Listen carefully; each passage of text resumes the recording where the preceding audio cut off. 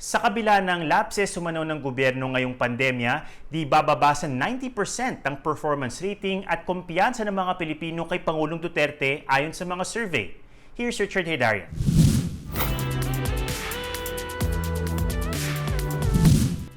Nung bago pa lang si Pangulong Duterte in his term in office, one of the most viral memes was the best president in the solar system claim of some of his supporters or alleged supporters of the president. In fact, the latest surveys by Pulse Asia show that 9 out of 10 Filipinos have approved of President's response to the COVID-19 crisis and feel confident in his style of leadership. But is this because of objective performance of the President? Is it because he's really good in managing the country and the crisis? Or is this about projecting leadership or performative governance?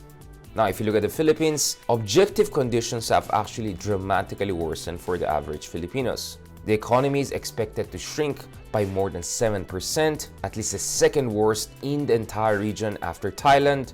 And as far as COVID-19 transmission is concerned, the Philippines has been among the worst hit countries in the region for the past few months. So how do we make sense of President Duterte's high approval ratings, the highest perhaps in the world? First of all, let's look at populist leaders' resilience when it comes to their approval rating. Now, if you look at the second and third worst hit countries in the world, we clearly see that. In Brazil, President Jair Bolsonaro, who has been roundly criticized for overseeing a disastrous response to COVID-19, which has led to the second highest death numbers across the world, his approval rating actually reached its highest since he took office the other year. Even more interestingly is the case of Prime Minister Narendra Modi, the chest-thumping populist of India. His numbers reached close to 90% in the second quarter of this year. Second is the factor of timing. The latest report by Pulse Asia, for instance, coincided with the Bayanihan to Recover as One Act by President Duterte.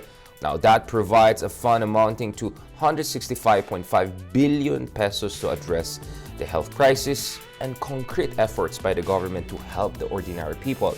Number 3, the solid South phenomenon. One of the things that has kept President Duterte's approval ratings high throughout the years is the fact that in his home island of Mindanao, as the first and only Mindanaoan president so far in our history, he tends to get close to 100% approval rating. In the latest Pulse Asia survey, the approval ratings among Mindanaoans was at 98%. With a margin of error of 3 to 5%, we can easily say that almost the entirety of Mindanao is behind President Duterte.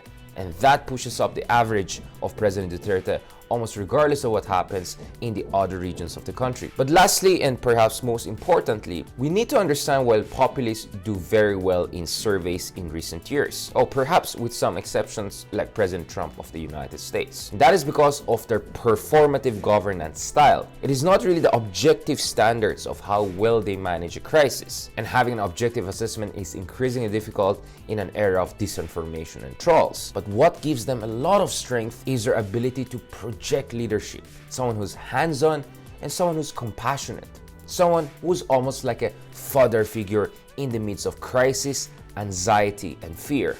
And that's where the strength of the populists, especially people like President Duterte or Narendra Modi of India, is. Ako po si Richard Hedarian. Stand with us, stand for truth.